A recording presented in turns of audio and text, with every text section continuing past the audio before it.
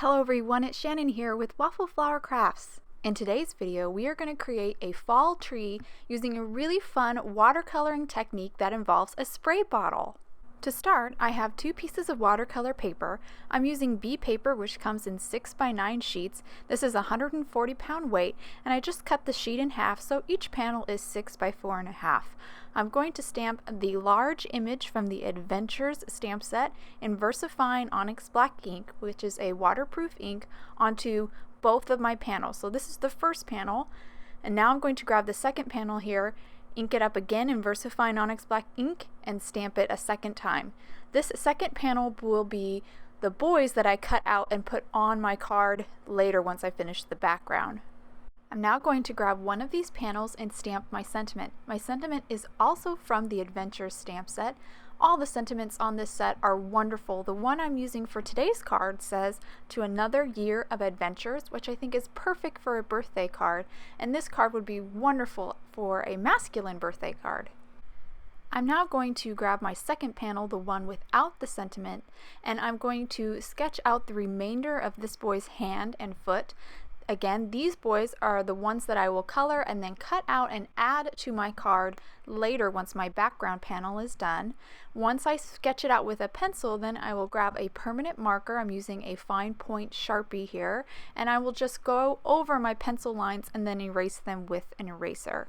Once I finish this panel, I'll grab my first panel, the one with the sentiment, and extend the tree. I don't have to worry about the boys on this panel because the boys I just finished will cover these guys up. Extending this image out is pretty easy due to the illustrator's gestural style, and I'm only doing this so that the image covers my entire panel. You could avoid sketching this out if you simply use a smaller panel or maybe frame your panel. Now with my drawing complete, I'm now ready to move on to watercoloring my background. I have my first panel here mounted on some cardboard with painter's tape. This is to reduce the warping. For this technique, you will need a spray bottle. A cheap spray bottle works best. You'll also need some water to mix up your watercolors. The watercolors I'm using today is this watercolor wheel and palette, which is available at Waffle Flower, but you can use whatever watercolors you prefer. The first thing I need to do is get my watercolors ready to use. I'm going to get some water on my brush and then apply that water to the paint, and then just mix the paint and the water together to get that paint liquidy and runny. And once it's running, I'm picking it up with my brush and placing it into my palette, kind of scraping the brush on the edge of the palette to get that paint in the palette. I do this for all the colors except for the white. I'm going to use all these colors today. I'm mixing up the most though of the yellow because that's the lightest color and that's the one that can get lost the quickest. And now that my paint's all mixed up, I can now spray my panel. So I just have some water here. I'm focusing my spray at the end of my branches. I'm trying not to get any water on the trunk. It's okay if some water gets on the boys because I will be covering them up. And I'm trying to hold the panel up here so you can see there's a lot of water on the surface. It's pooling and puddling, but unfortunately the light is not really hitting it so you guys can't see. And I don't want to tilt it up too much to have any of this water run off. Now that my panel is all good and wet, I can now start adding my paint. So I'm just picking up the paint with my brush and then transferring it to the puddles of water just by tapping the tip of the brush into the puddles. I'm using the most of the yellow because that's my lightest color, so I'm going to put a lot of yellow down onto my panel, and then I'll use less of my darker colors. This spray bottle technique is really a wet on wet technique, which just means we have a wet surface and we are applying wet paint to it. I love wet on wet watercolor techniques. These are the techniques where you really get to see watercolor do its thing and basically watch as the paint kind of paints the surface on its own.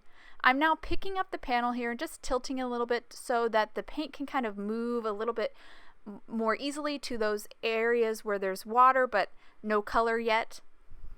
And if I get any paint on the tree trunk, I just grab a towel and kind of daub it over to pick up the paint. It does stain the trunk a little bit or stain the paper a little bit, but that's okay. It'll be covered with brown when I paint it later.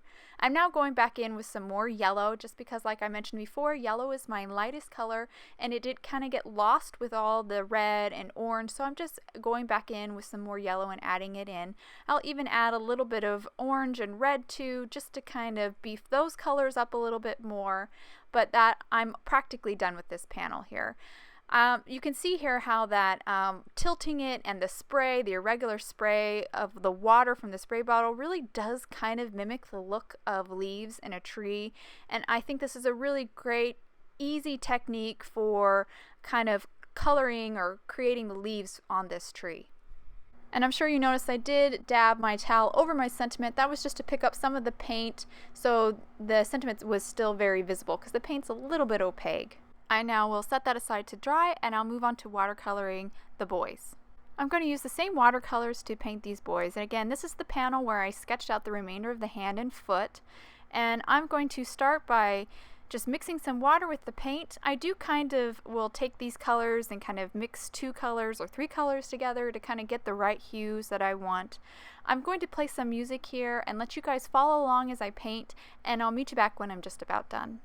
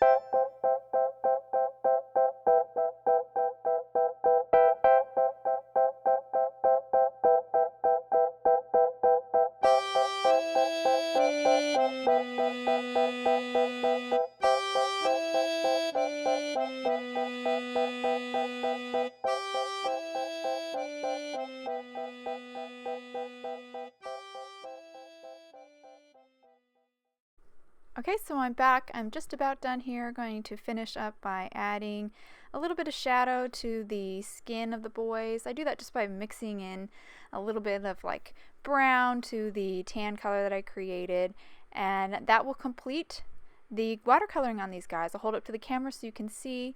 I'll set that aside to dry, and now I'm ready to move on to the tree trunk on this first panel. And again, you don't have to worry about that staining on the trunk from earlier when we were painting the leaves. That will easily be covered up by the brown that we're going to use. So I'm using the brown straight out of the pan here, just kind of picking it up and putting it into the palette, mixing it with some water. And then I grab a little bit of black and add that to the brown as well. I'm just going to darken it up and make it a little different than the brown that was straight in the pan. And once I got the color the way I like it, I go straight to paper with my paint.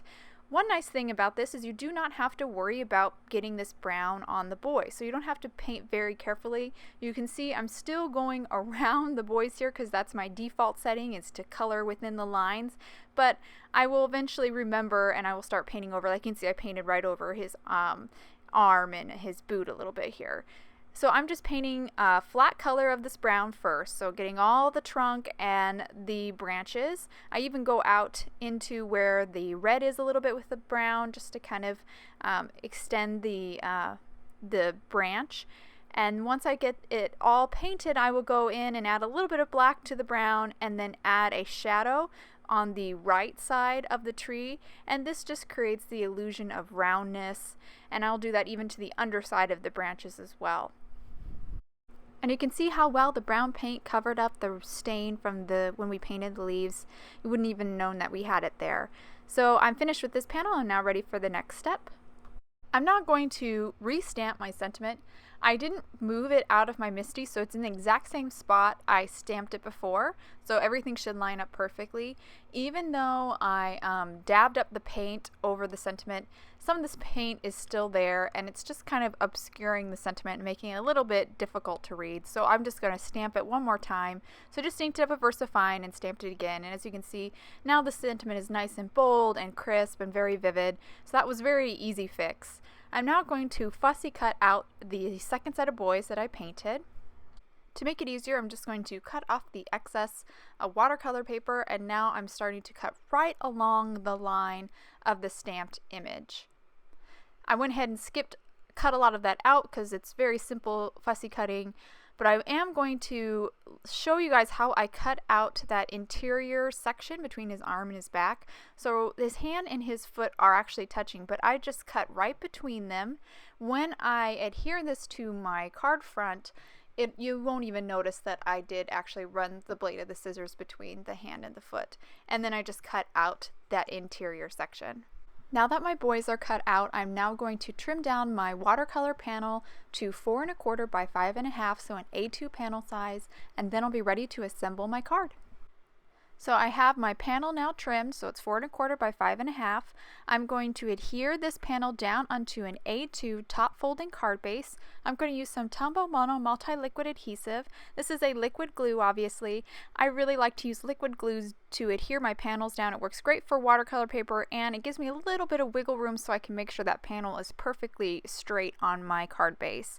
I'm holding it down for a second here, and now I'm ready to add the boys. So I already went ahead off camera and added some foam tape to the back side of these boys, and now I'm just going to remove the backing, flip them over here, and then line them up directly with the stamped boys on the panel. And that will complete my card. I'll hold it to the camera here so you can get a better look at that background and the watercoloring that I did on the boys and the trunk. I really love the wet on wet watercolor technique with the spray bottle. It's very easy to do, and it really gives this loose look that really does mimic the look of leaves on a tree. I hope you guys enjoyed today's card and video. If you want any more information on the products I use, please visit waffleflower.com, and you can follow us on YouTube, Instagram, and Facebook for more creative ideas. Thanks for watching.